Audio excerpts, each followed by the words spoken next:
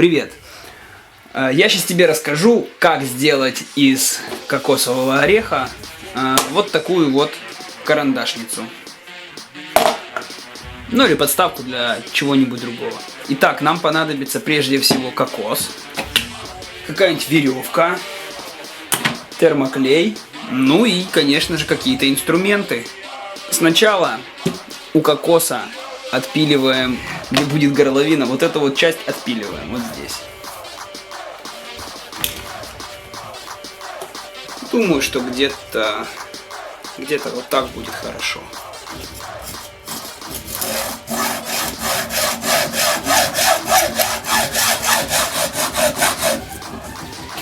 Если будет кокосовое молоко, его, конечно же, можно слить, можно что-то с ним сделать, употребить.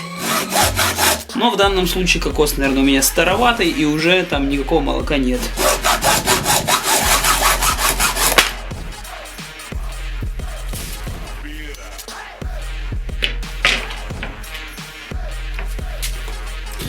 Да, действительно, кокос очень старый, какой-то уже весь испорченный. Но, в принципе, для наших задач эта хрень не нужна внутренняя, можно ее и выбросить. И даже нужно. Но, когда кокос будет свежий, будет молоко, сольешь, выпьешь. А когда будет, когда будет мякоть свежая, тоже можно вышкребть, скушать. Ну, или сделать какие-нибудь печеньки кокосовые. Помыл, почистил, убрал вот эту внутреннюю всю херню. Сейчас будем шлифовать сам орех, убирать вот эту вот волосню, делать его гладким и красивым. Шлифовать можно как обычной наждачкой, просто брать и вот так вот тереть, и тереть, и тереть, и тереть, пока не вспотеешь, так и какими-нибудь специальными инструментами. Например, вот такой вот шлиф машинкой можно попробовать. Сейчас мы это и сделаем.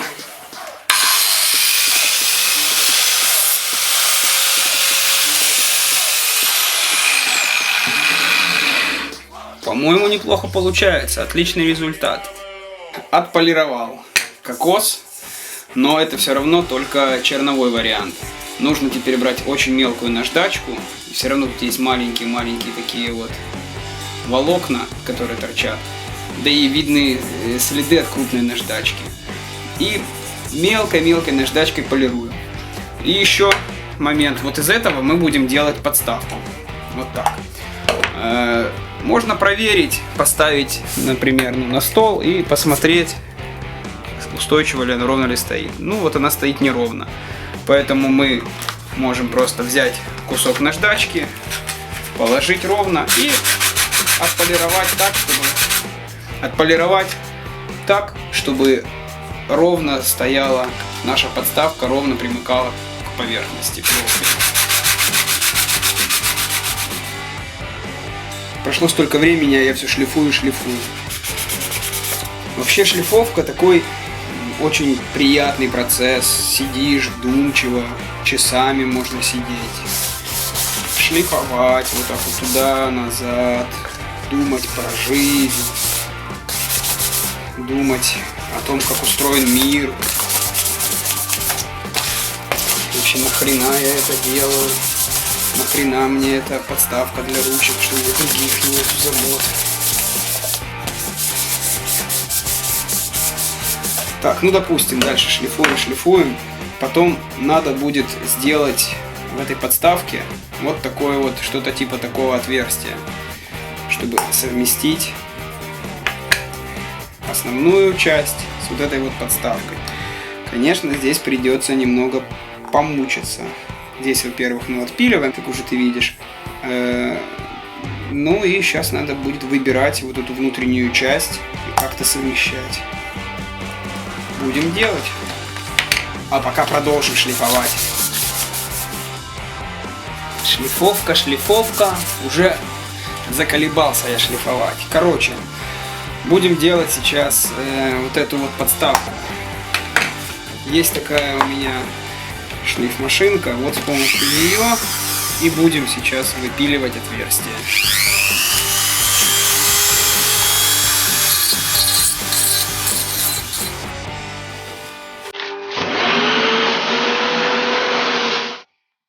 Короче, сделал я отверстие.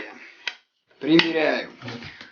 Вроде бы более-менее совпадает, как надо. Если где-то чуть-чуть что-то не совпадает, так вот можно крутить, смотреть, здесь вот эти глазки. Это не страшно. Можно брать клей и приклеивать. Но можно при желании еще нанести какой-нибудь орнамент. Коль уж есть у нас такая штучка, можно взять какой-нибудь гравер или гравер, как правильно, и, короче, нанести какой-нибудь орнамент здесь, что-нибудь прикольное. Но это удобнее делать, когда детали пока еще не скреплены. Сейчас попробуем этим заняться. Так, попробуем наносить какой-нибудь узор, орнамент. Делаю я это впервые, поэтому, посмотрим, как получится.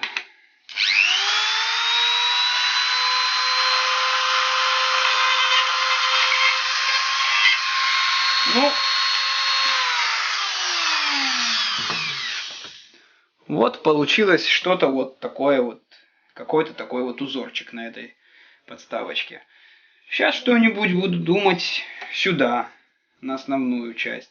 В общем-то, несложно на самом деле. Бери да рисуй. Так, рисуночек вот какой у нас орнамент получился. Что-то вот такое. Думаю, не стоит уже тут сильно много рисовать. И опять-таки надо немножечко это все зашлифовать. Здесь все равно получаются небольшие зазубринки. Пока шлифуем, можно поставить разогреваться термоклей.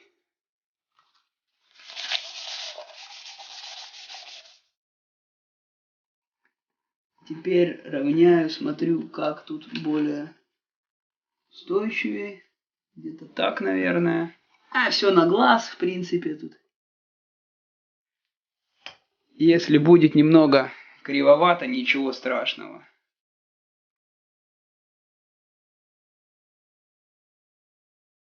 С другой стороны. Можно просто по кругу намазать плотно клеем и все.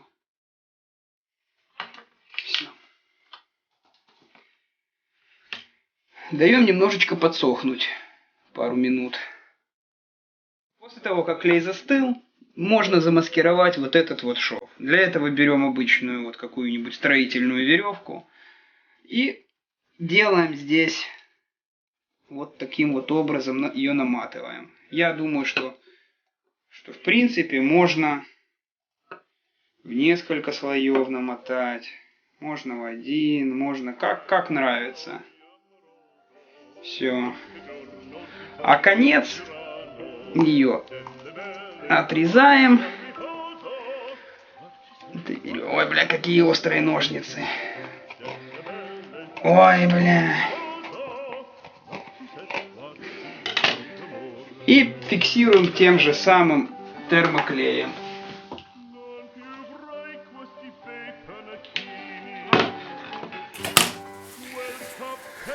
Чтобы замаскировать вот этот край этой веревки, вот этот вот кусочек некрасивый, можно сделать вот что.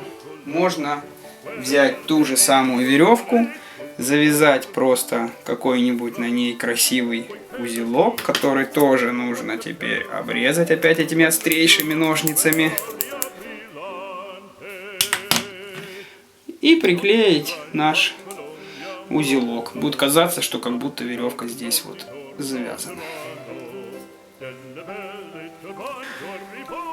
Все. Подставка для ручек готова. Ma ci sei tuo dolcino d'amor.